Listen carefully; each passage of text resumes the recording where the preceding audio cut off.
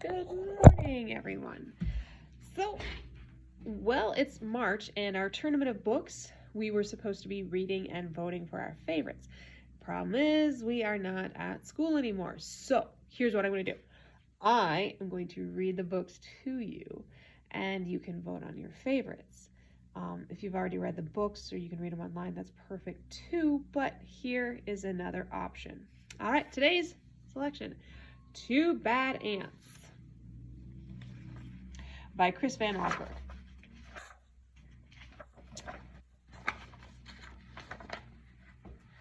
The news traveled swiftly through the tunnels of the ant world. A scout had returned with a remarkable discovery, a beautiful sparkling crystal. When the scout presented the crystal to the ant queen, she took a small bite, then quickly ate the entire thing. She deemed it the most delicious food she had ever tasted. Nothing could make her happier than to have more, much more. The ants understood. They were eager to gather more crystals because the queen was the mother of them all. Her happiness made the whole ant nest, a happy place.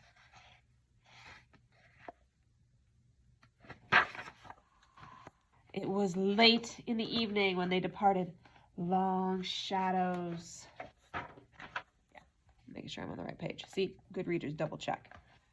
It was late in the day when they departed. Long shadows stretched over the entrance to the ant kingdom. One by one, the insects climbed out, following the scout, who had made it clear there were many crystals where the first had been found, but the journey was long and dangerous. They marched into the woods that surrounded their underground home. Dusk turned to dark, twilight to night. The path they followed twisted and turned, every bend leading them deeper into the dark forest.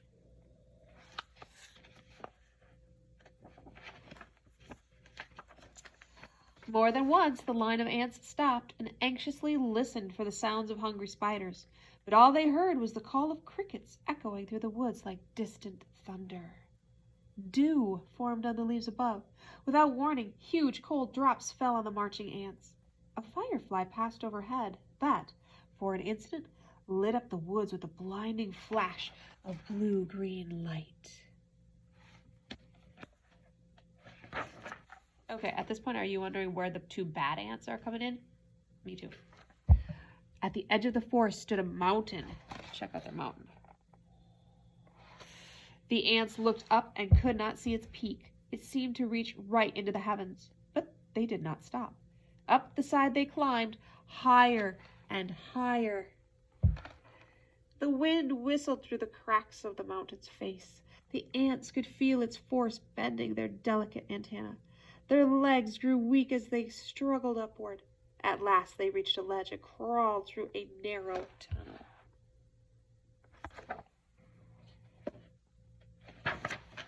When the ants came out of the tunnel, they found themselves in a strange world. Look at their world. Recognize it? Smells they had known all their lives, smells of dirt and grass and rotting plants, had vanished. There was no more wind, and most puzzling of all, it seemed that the sky was gone. They crossed smooth, shiny surfaces, then followed the scout up a glassy, curved wall. They had reached their goal. From the top of the wall, they looked below to a sea of crystals. One by one, the ants climbed down into the sparkling treasure. All right, now good readers would predict. What do you predict that crystal was? What are they getting?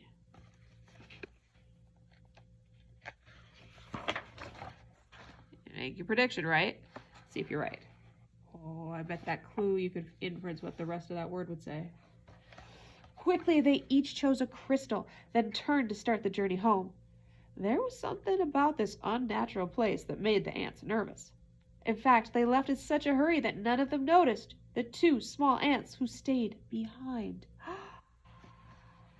Why go back? They asked one another. This place may not feel like home, but look at all these crystals. You're right, said the other.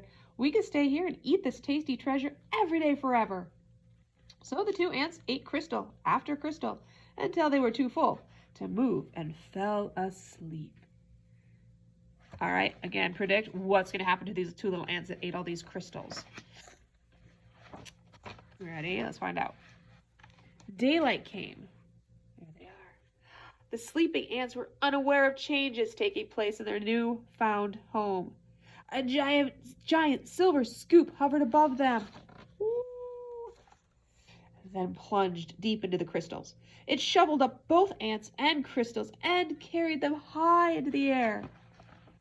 The ants were wide awake when the scoop turned, dropping them from a frightening height. They tumbled through space in a shower of crystals and fell into a boiling brown lake. All right, so if you predicted the crystal was sugar, yay! And if you know that the scoop was a spoon, you double yay. What is the boiling brown lake? I've got my prediction. Got yours? Oh, yikes. Then the giant scoop stirred violently back and forth. Crushing waves fell over the ants. They paddled hard to keep their tiny heads above water, but the scoop kept spinning the hot brown liquid. All right, quick poll. Who said coffee? Who said tea? I said tea. Around and around it went, creating a whirlpool that sucked the ants deeper and deeper.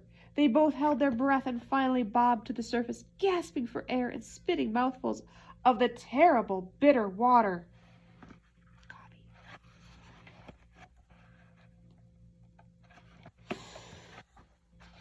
Well, there's a sight you don't want to see. Then the lake tilted and began to empty into a cave.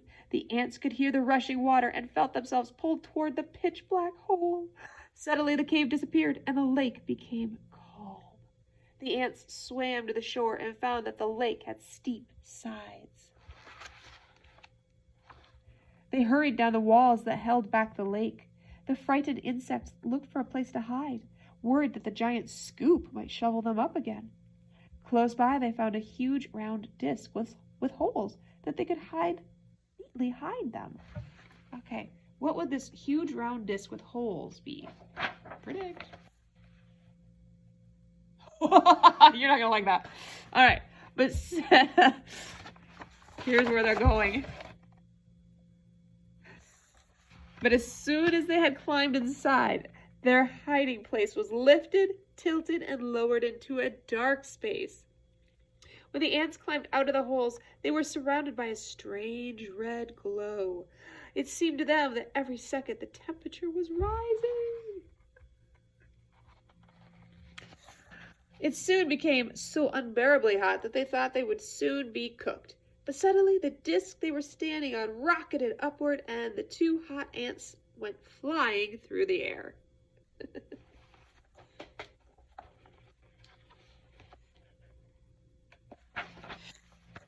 They landed. They landed near what seemed to be a fountain, a waterfall pouring from a silver tube. Both ants had a powerful thirst and longed to dip their feverish heads into the refreshing water. They quickly climbed along the tube. As they got closer to the rushing water, the ants felt a cool spray. They tightly gripped the shiny surface of the fountain and slowly leaned their heads into the stream. But the force of the water was much too strong. Did you hear me reread when I made a mistake? We all do it. It's a good choice. The tiny insects were pulled off the fountain and plunged down into a wet, dark chamber. They landed on half-eaten fruit and other soggy things. Suddenly, the air was filled with loud, frightening sounds. The chamber began to spin. Do you know what it is? There they go. The ants were caught in a whirling storm of shredded food and stinging rain. Then, just as quickly as it had started, the noise and spinning stopped. Bruised and dizzy, the ants climbed out of the chamber.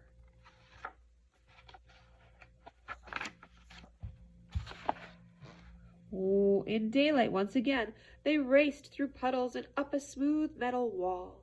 In the distance, they saw something comforting, 2 long, narrow holes that reminded them of the warmth and safety of their old underground home. They climbed up into the dark openings. But there was no safety inside these holes. Oh, yikes. Do you recognize it? Yeah, never put anything inside that. A strange force passed through the wet ants. They were... Okay, they were stunned, senseless, and blown out of the holes like bullets from a gun. When they landed, the tiny insects were too exhausted to go on. They crawled into a dark corner and fell fast asleep. I think they should retitle this Two Very Unlucky Ants. All right, here we go. Night had returned when the battered ants awoke to a familiar sound. The footsteps of their fellow insects returning for more crystals. The two ants slipped quietly to the back of the line. They climbed the glassy wall and once again stood amid the treasure. But this time, they each chose a single crystal and followed their friends home. Standing at the edge of their ant hole, the two ants listened to the joyful sounds that came from below. They knew how grateful their mother queen would be when they gave her their crystals. At that moment, the two ants felt happier than they had ever felt before. This was their home. This was their family. This was where they were meant to be.